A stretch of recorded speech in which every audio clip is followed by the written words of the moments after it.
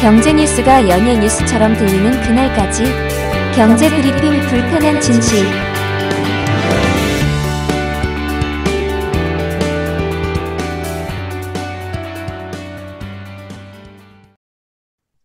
빌 에크만 기준금리 동결 주장에 일론 머스크 0.5%포인트 내려야. 어제 박 PD도 이 지적하지 않았습니까?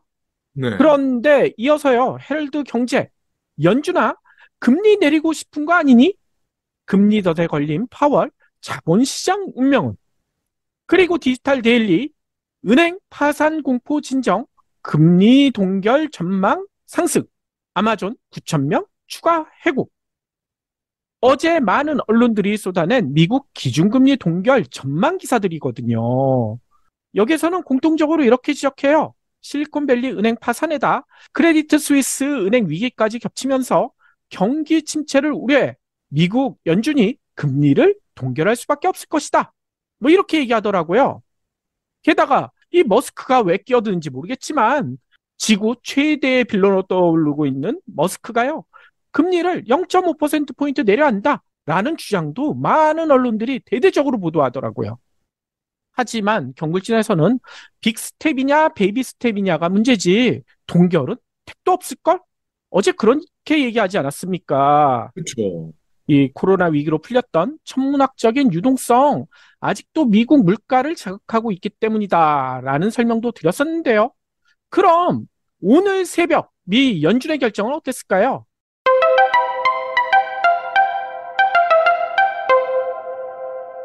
우리 시간으로 새벽 3시에 발표가 됐거든요. 제가 알람을 켜놓고 3시에 일어나려고 했는데, 아이고, 알람을 바로 끄고 또 자가지고요. 4시에 네. 일어났어요. 근데 4시에 일어났어도 뭐 역시나 변한 건 없습니다. 미국 기준 금리 0.25%포인트 인상, 베이비 스텝을 했더라고요. 저는 빅 스텝까지도 하지 않을까 했지만 일단은 베이비 스텝. 그래서 미국의 기준금리는 4.75에서 아이고 상단이 5%까지 올라갔어요. 와우. 이거는 2007년 이후 최고 수준이라고 합니다. 혹시 지난해 3월, 그러니까 지금으로부터 바로 1년 전 미국 기준금리 얼마였는지 기억나시나요? 0점대 아니었나요? 맞습니다. 0.5%. 코로나가 한창이었던 2020년 3월 1%포인트를 내렸었거든요. 그래서 이때 기준금리 0.25, 사실상 제로금리가 됐어요.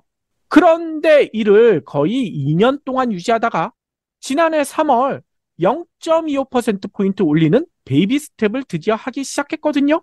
그 이후 있었던 FOMC 회의 9차례였는데 9차례 모두 동결은 한 번도 없었고 다 올렸습니다. 특히 지난해 5월과 12월에는 빅스텝을 했고요. 그리고 기억나실 거예요. 6월, 7월, 그리고 9월. 와, 0.75%포인트 올리는 자이언트 스텝까지 했었죠. 그래서요, 1년 전과 비교해보면 지금 현재 미국의 기준금리 무려 4.5%포인트나 높습니다. 1년 만에 4.5%포인트. 엄청난 속도죠. 그렇죠. 근데 이제 베이비를 2번을 밟았으니 다음에는 동결할 수도 있지 않을까? 뭐 이런 추측도 나오죠. 그러니까요. 앞서 설명드린 대로 언론들 이렇게 얘기합니다. 시장에서는 지난해 연준의 급격한 금리 인상으로 채권값이 크게 떨어지면서 저희가 설명드렸었죠. 실리콘밸리 은행 이거 파산한 거 아니냐. 이게 원인이다. 따라서 금리 인상 이젠 좀 멈춰라. 은행 도대체 몇 개 망해야지 금리 인상 멈출 거니? 뭐 이런 식으로 얘기하더라고요. 그러면서 은행 파산뿐만 아니라 경기 침체 이것도 우려되는데 금리 계속 올려서 되겠어? 이런 주장도 비등한 상태죠. 하지만 또다시 그런 주장, 그건 됐고 연준은요, 베이비 스텝을 했거든요. 아니 그러면 언론들 이런 얘기도 하더라고요. 물론 기준금리를 올릴 수는 있지만 파월의 말, 그 코멘트에 초점을 맞춰서 분석을 해봐야 된다. 도대체 어떤 말을 할까? 여기에 주목해야 된다. 라는 이야기들을 많이 했거든요. 오늘 새벽 발표하면서 파월 어떤 이야기를 했을까요? 혹시 언론들이 바라는 대로, 시장이 바라는 대로 이번에는 어쩔 수 없이 베이비 스텝 했지만 다음번엔 멈출게 라고 얘기했을까요?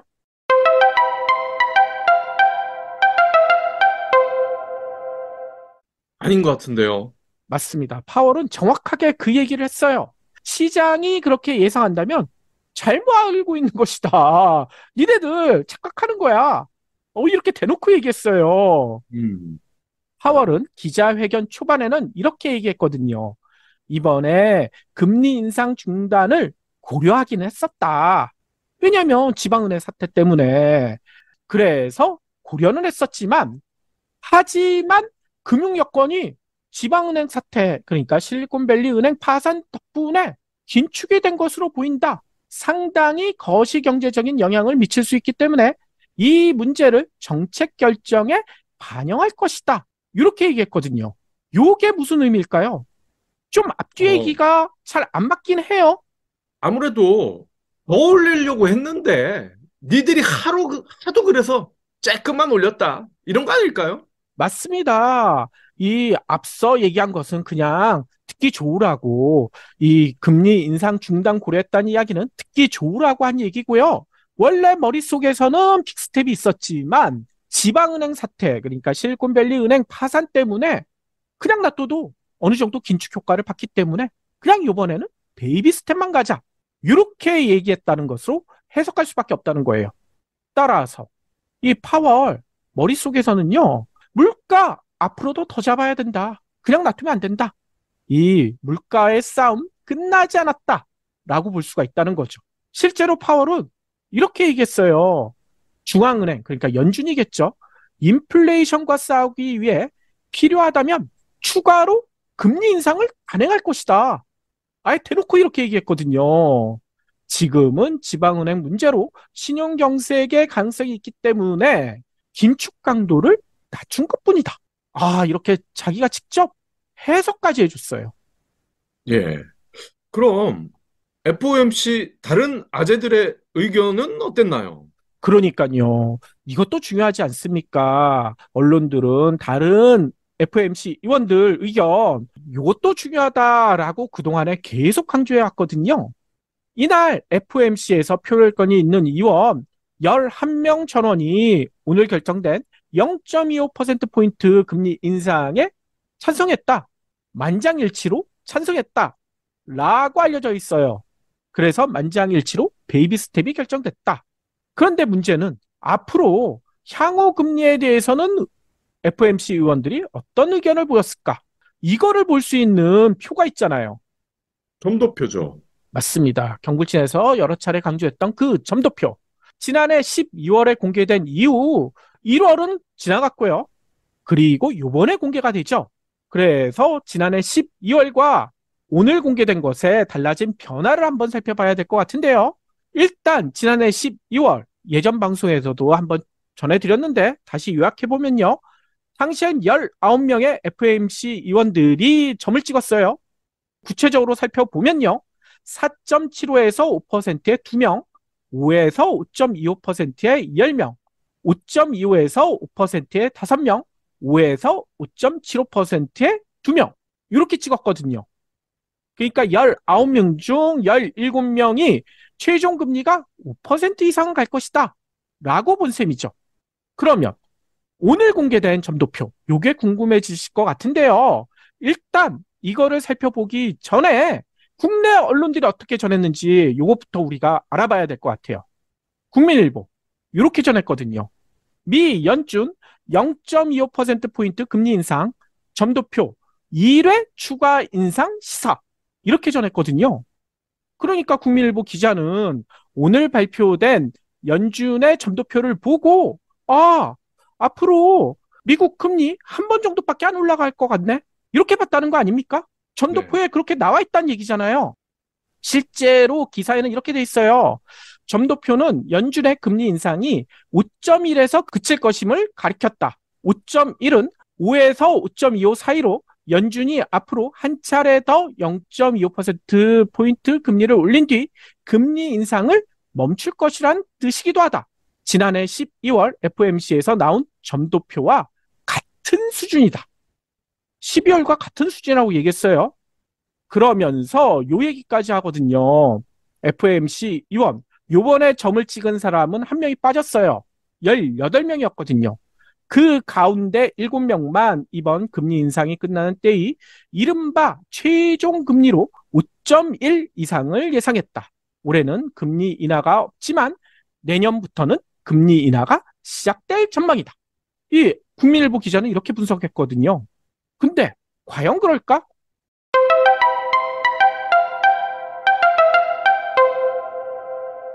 제가 또 새벽에 일어나서 미 연준 홈페이지 뒤져봤습니다.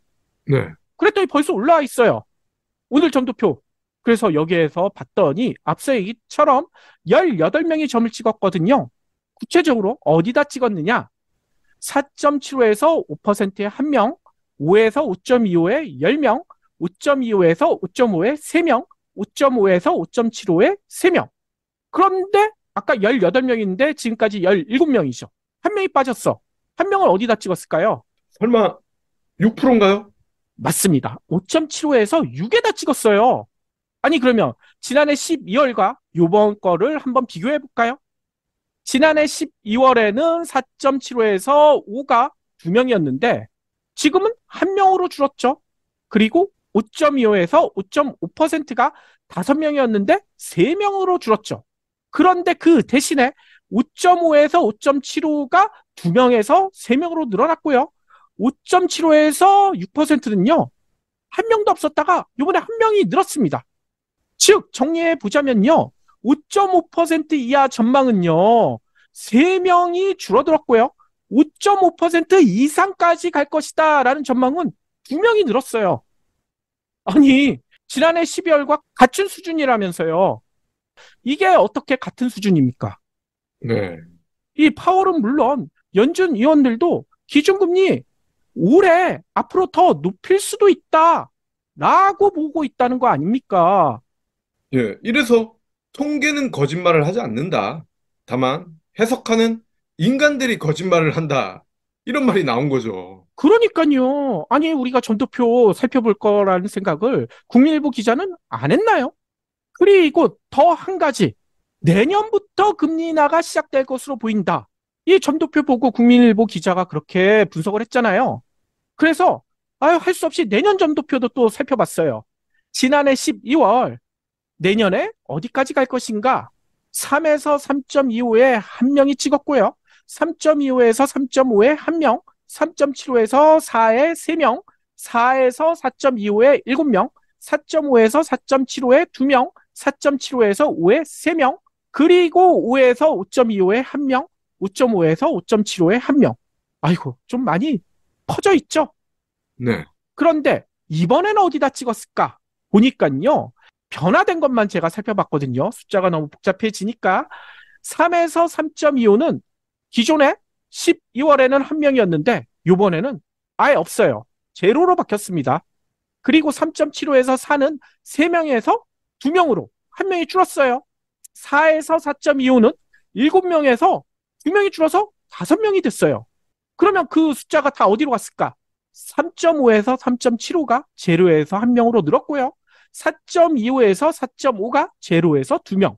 그리고 5에서 5.25가 한 명에서 2명. 그리고 기존에 없던 5.25에서 5.5%. 이게 내년도 전망이거든요. 근데 내년에도 5.25에서 5.5%가 될 것이다 라고 찍은 사람이 지난해 12월에는 없었는데 이번에는 한 명. 이게 뭡니까? 전반적으로요. 내년 전망도 5% 이하는 줄고 그 이상은 늘었다. 이렇게 봐야 되는 거 아닙니까? 그렇죠. 그런데도 내년부터 금리 인하가 시작될 전망이라고. 어떻게 이런 얘기를 할까요? 이 점도표만 살펴봐도 바로 알 수 있는데도 말이죠. 아니면 부장이나 국장이 제목을 바꿨나 보군요. 제목도 바꿨겠고 기사 내용도 바꿨을까요? 기사 내용에도 그 얘기가 있거든요. 아니 언론들이 얼마나 금리 인하를 원하면 이렇게 기사를 썼을까? 똑같은 점 찍은 거 보고도 이렇게 달리 해석을 할까? 너무나 황당하죠? 언론들이 얼마나 경제 분야에서도 편향된 기사를 쓰고 있는지 이것만 봐도 알 수 있을 것 같아요. 따라서요, 이 점도표 여러분들도 보실 수 있거든요. 연준 홈페이지 들어가면 누구나 볼 수 있게 공개돼 있습니다. 뭐 로그인 이런 거 필요 없어요. 그런데 이거 보시면 저희와 같은 결론이실 거예요. 이 미국 연준의 금리 인상은 당분간 계속되고요. 5%가 넘나드는 고금리도 내년까지 유지될 가능성이 매우 높다고 FOMC 의원들은 보고 있다. 라고 볼 수밖에 없잖아요. 그런데 저희는요, 이게 가능성이 매우 높긴 한데, 한 가지 조건에 큰 변화가 없는 한, 요 단서는 달아야 될 것 같아요. 도대체 경불진이 생각하는 그 조건이란 게 뭘까요?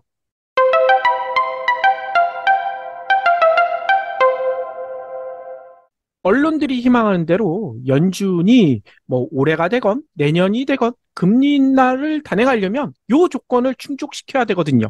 뭐냐면 물가에 직접적인 영향을 주는 통화량. 요게 감소해야 됩니다. 음, 저희가 지난 방송에서도 지적했었잖아요. 연준이 코로나 대확산 때 이 경기 침체를 막겠다며 그야말로 진짜 천문학적인 돈을 풀었잖아요. 근데 이게 아직 회수되지 않고 있다라는 사실 얘기 드렸었죠. 연준이 금리 인상에 나선 지난해 3월 이후로도 회수된 돈이 풀린 돈의 10%도 안 된다. 그런데 놀라운 것은 3월 1일 발표된 미국의 M2, 그러니까 통화량을 보니까 올해 1월 이후 통화량이 줄어든 게 아니라 오히려 310억 달러나 늘었다. 이 줄어도 시원치 않을 판에 통화량이 이렇게 늘어났으니 물가가 생각보다 빠르게 떨어지지 않고 있고, 그래서 은행 파산 위기가 왔는데도 미 연준은 금리 동결하거나 내리기가 힘든 것이다. 라고 볼 수밖에 없다는 거예요. 네. 그런데 3월 1일 날, 그러니까 우리 시간이에요. 3월 1일 날 미국의 M2가 발표됐는데 그 다음 발표가 언제냐 봤더니 4월 1일로 예정돼 있더라고요. 그래서 4월 1일 미국 통화량에 극적인 변화가 없는 한 미국의 고금리는 유지될 수밖에 없을 것 같다라고 저희는 보고 있습니다. 네. 이제 문제는 우리나라인데, 미국이 이제 5%까지 갔단 말이죠. 그러면 두 나라의 금리 차이는 더 벌어지는 거 아닙니까? 그렇죠. 이제는 급기야 1.5%. 2000년 이후 가장 크게 벌어졌어요. 뭐 아직 정부에서는 뭐 외화 유출 등 환율 급등 등 이런 우려가 없다라고 하고 있지만 과연 그럴까? 이건 좀 더 지켜봐야 되겠죠. 이 현재 3.5%밖에 안 되는 우리 기준금리에 대한 인상 압박 커질 수밖에 없어 보이기도 하고요. 그런데 앞서 살펴본 대로 다음번, 그러니까 미국의 기준금리 결정이 5월 3일, 5월 3일로 예정돼 있거든요. 요때 또 미국이 기준금리를 올리게 되면 이 금리차 더 벌어질 수도 있지 않습니까? 네. 이 금리 역전차 기록 아마 새로운 기록이 세워질 가능성도 매우 높아 보여요.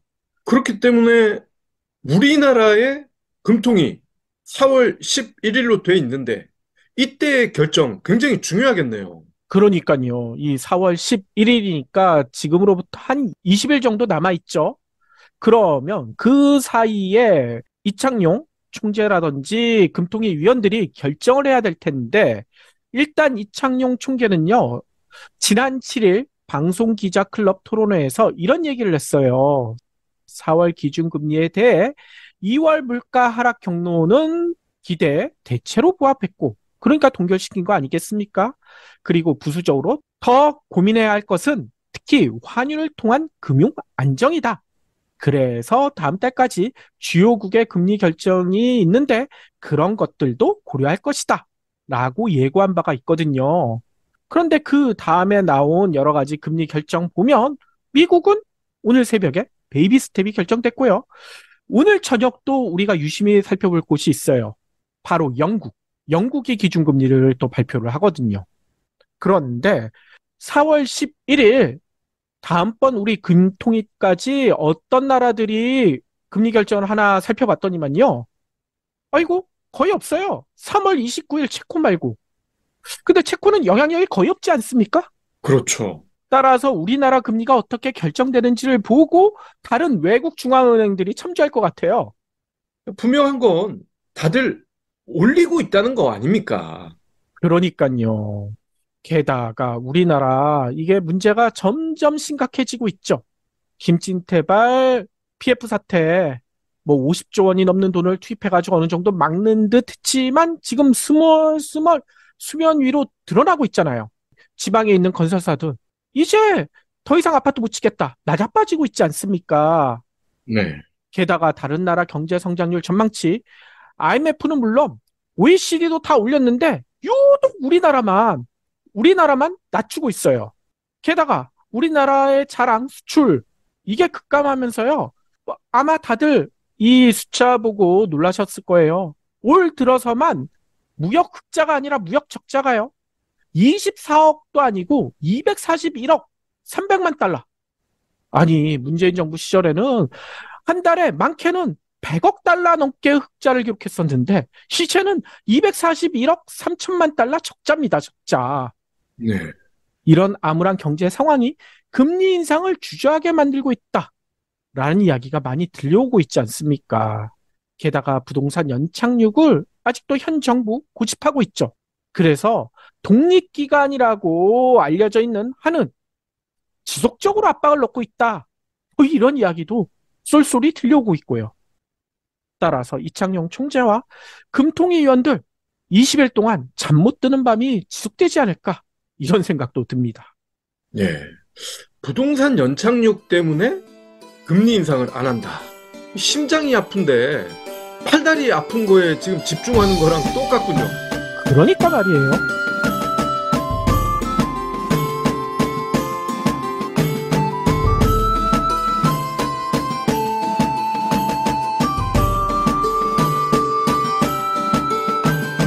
경불진 완주해 주셔서 감사합니다.